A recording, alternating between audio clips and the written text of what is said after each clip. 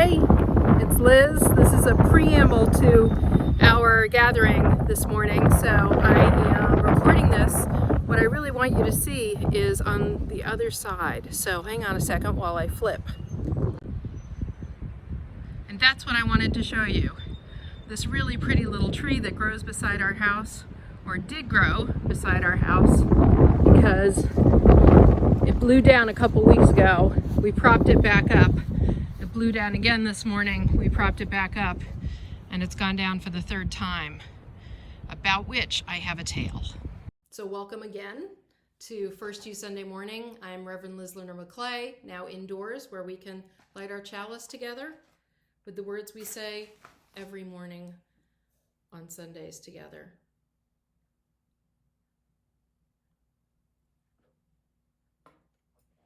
This light burns also in our hearts, and it lights our path towards harmony, justice, and hope for all.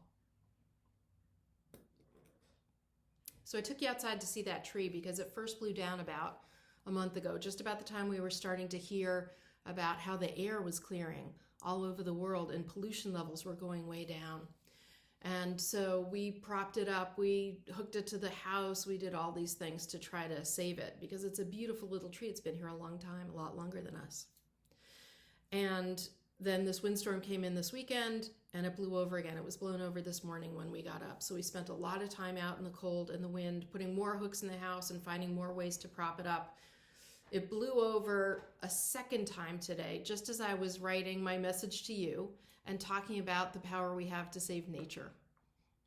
So the irony was not lost on me. I went out the second time. There's nothing more we can do for it right now. So we left it. We took all the paraphernalia down away from it. But I haven't given up on it. I just haven't figured out what last step we can take to try to save that tree. In the meantime, I came back in to finish my message for you. I was picking up and talking about how we are none of us powerless in these circumstances. And the power went out. Some much larger tree fell and took the power with it. And I thought, the God I do not believe in is really testing me right now. And then I thought, that's okay. That's okay, because this is why we have faith. And this is when we need faith. When the world says no to us, faith says yes. And when the world makes everything so hard on us, faith doubles down. Because extraordinary things are possible only with faith, and always because of faith. So, fine. This is why I have my faith. I doubled down. I'm finishing my message. I haven't given up on the tree. And whatever happens, it will not be because of a lack of faith. So I'm back here, and I'm picking up my message with you. And I want to talk, among other things also, I want to talk about freedom. It's a word that has such different meanings depending on your circumstances. Everybody talks about it and embraces it, but what it means is very different depending on whether you're a Quaker or a libertarian, depending on whether you are an incarcerated person or a Black person jogging down the street in a white suburban neighborhood. The ways that freedom plays out are very different, and they're taking on a whole nother level of meaning at state houses now across our country in this time of COVID. Or maybe it's just the same meaning, but in a newly intense way that heightens it all. We see people demonstrating at state houses who are violating advisories or requirements and claiming their freedom to congregate and bear guns and work at their businesses if they feel like it. And it's not surprising that they're there because it's part of a dynamic that's been present for a while, where people want to roll back time. They want to pretend to themselves and to the rest of us that what's happening, and somehow it isn't happening, that what happened didn't happen, that things were right before. And all we have to do now is go backwards in time rather than forwards into the future. And I understand why. There's comfort in looking back towards what we already understand to have happened rather than forward into the unknown. And I get that.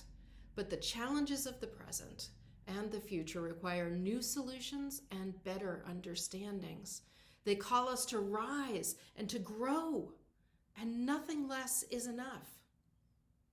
And as free as those people gathering at capitals and brandishing firearms or Nazi catchphrases are to do that, is as free as the rest of us are to work and fight for what we believe in. And nothing is stopping us. That is what freedom looks like to Unitarian Universalists. It looks like answering the call of our times for greater compassion and understanding and more hope and more love. It looks like affirming Black Lives Matter, and we bring our attention and our outrage to bear until this truth has been established for all time. And affirming science and the importance of real information and the ways we are all bound to care for all as we find our way through this pandemic, committed to saving and supporting as many people as possible. And affirming, especially now, this precious earth, forever turning in its balance that is astonishingly delicate and astonishingly durable. We just celebrated the 50th anniversary of Earth Day. And Earth Day planners always intended to make climate action their focus for this year's celebration. As it happened, this could not have been a more powerful anniversary. In some places, the air has become, in just weeks, 10% cleaner than it was. In some places, it is 60% cleaner. It's not just measurable, it's visible. As our own church administrator, Nancy Forstrom, said in the staff meeting earlier this week, she said, right now, every day is Earth Day. Simple photographs comparing cityscapes from 2 months ago and now show an extraordinary increase in the freshness and clarity of the environment. And the biggest improvements are where the situation was worst and the need was greatest, where pollution levels are more than double what the World Health Organization considers to be profoundly unsafe, where people were sometimes already wearing masks because the air was so toxic. I remember what that was like when I lived in Athens, Greece, decades ago. In summer, there was this yellow-gray tinge in the air that made everything that was far away look dim and ugly. They called it the nephos, the cloud, which is ironic because in Greek, the word for summer is kalokeri, which literally means good weather. But in summer in Athens, every day felt airless and sullen and still. And as the hours passed, even indoors, you would feel this layer of filth from the nephos accumulate on your face and your skin. By midday, and I was young and otherwise completely healthy, I usually had a headache from all the toxins. And like many others, I would go and lie down and wait for the freshening breeze that swept in late in the day to blow the nephos away until the next morning.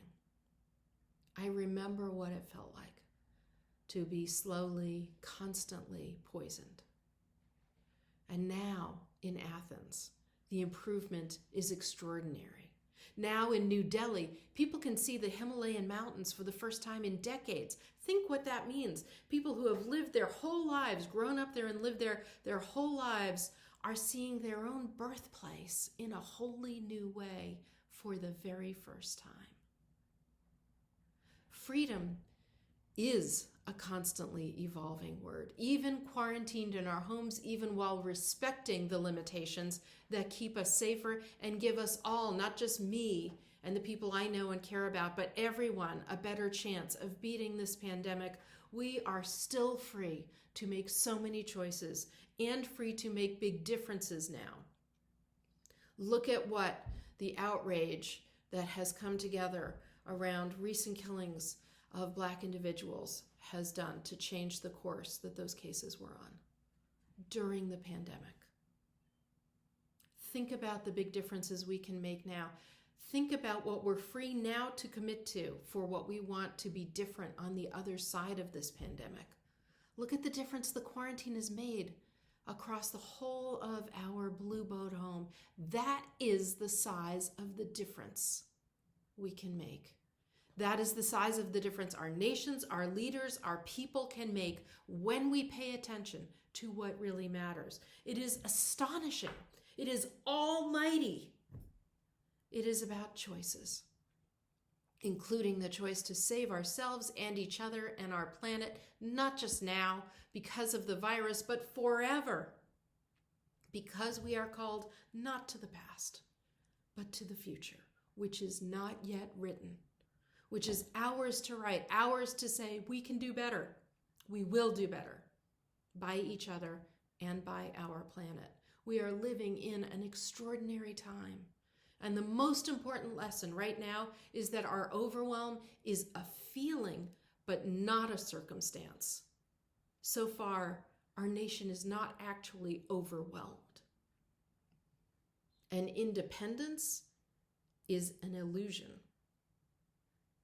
as is helplessness, because we are inextricably intertwined, and therefore help is all around us. Overwhelmed, helpless, and paradoxically independent is how the military-industrial complex and fossil fuel producers and so many others want us to feel as they work to claim all the recovery resources for their own empires. But we are not. We are not helpless. We are not overwhelmed. And we are not independent of each other or this world we inhabit. And for people who know that, nothing is impossible. And nothing is inevitable. Look at what just happened. Formerly unimaginable change is taking place right now. This is what freedom and opportunities look like. And we have choices. Sell your car and get a bike, or a hybrid car, or plant a garden, or 100 trees, or give up meat, or just eat less meat and join a community-supported agriculture group, or shop from Farm Fresh Rhode Island, or change to renewable energy, or put solar panels on your roof, or finally learn to compost, or teach someone to compost. Think bigger. Join a green advocacy group here in the state, or start one, or become a green policy advocate, or a lobbyist, or run for office on a green platform, and let us sweep you to victory. Work or vote to ensure the revitalization of our economy protects environmental regulations and biodiversity and privileges green energy and companies with carbon neutral commitments. It is up to you, it is up to me, it is up to us with our power and our freedom and our love and our earth forever turning. We are not going back. It's impossible to go back. And in the end, everyone will learn that. We can only go forward, and we want to go forward. We are going forward with each other and with Mother Earth together.